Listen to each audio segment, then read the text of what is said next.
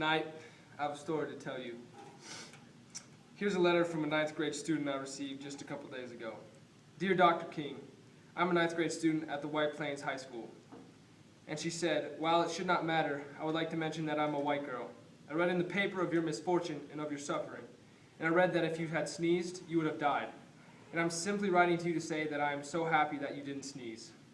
And I want to say tonight that I am too happy that I didn't sneeze.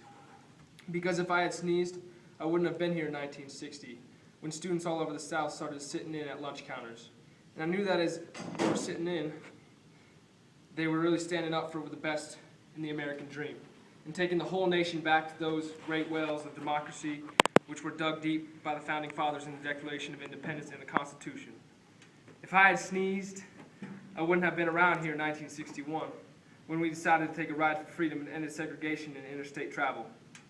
If I had sneezed, I would not have been here in 1963, when the black people of Birmingham, Alabama, aroused the conscience of this nation and brought into being the Civil Rights Bill. If I had sneezed, I wouldn't have had a chance later in August to try to tell America about a dream that I had. If I had sneezed, I wouldn't have been in Selma, Alabama to see the great movement there. I'm so happy that I didn't sneeze. And they were telling me, now, it doesn't matter now. It really doesn't matter what happens now. I left Atlanta this morning, and as we got started on the plane, there were 6 of us. The pilot said over the public address system, "We are sorry for the delay, but we have Dr. Martin Luther King on the plane, and to be sure that all of the bags were checked, to be sure that nothing would be wrong in the plane, we had to check out everything carefully, and we've had the plane protected and guarded all night." And then I got into Memphis, and some began to say the threats, or talk about the threats that were out. What would happen to me from some of our white sick brothers? Well, I don't know what will happen now. We've got some difficult days ahead, but it doesn't really matter with me now, because I've been to the mountaintop, and I don't mind. Like anybody, I would have liked to live a long life. Longevity has its place, but I'm not concerned about that now. I just want to do God's will, and He's allowed me to go up to the mountain. And I've looked over, and I've seen the promised land. I may not get there with you, but I want you to know tonight that we, as a people, will get to the promised land. And I'm so happy tonight. I'm not worried about anything. I'm not fearing any man. Mine eyes have seen the coming of the glory of the Lord.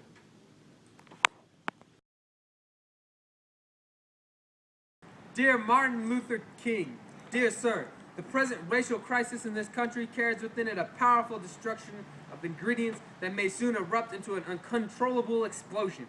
The seriousness of this situation demands that immediate steps must be taken to solve the crucial problem by those who have given genuine concern before the racial powder keg explodes.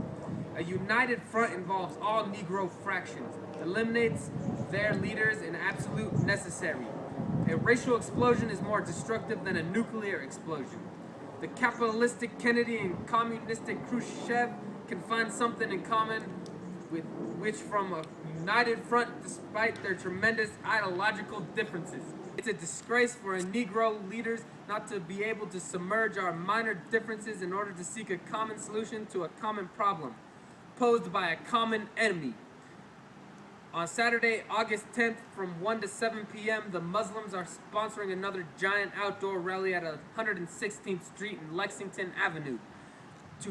Two previous rallies this summer at the same location attracted 5,000 to 7,000 Harlemites, respectively. We expect our largest crowd this time, rain or shine. We are inviting several Negro leaders to give their analysis on the present race problem and also their situation. We will also explain Mr. Muhammad's solution. There will be no debating, arguing, criticizing, or condemning. It will moderate the meeting and guarantee order and courtesy for all the speakers. This rally is designed not only to reflect the spirit of unity, but it's given you a chance to present your views to the largest and most explosive elements in the metropolitan New York. If you cannot come, please send your representative.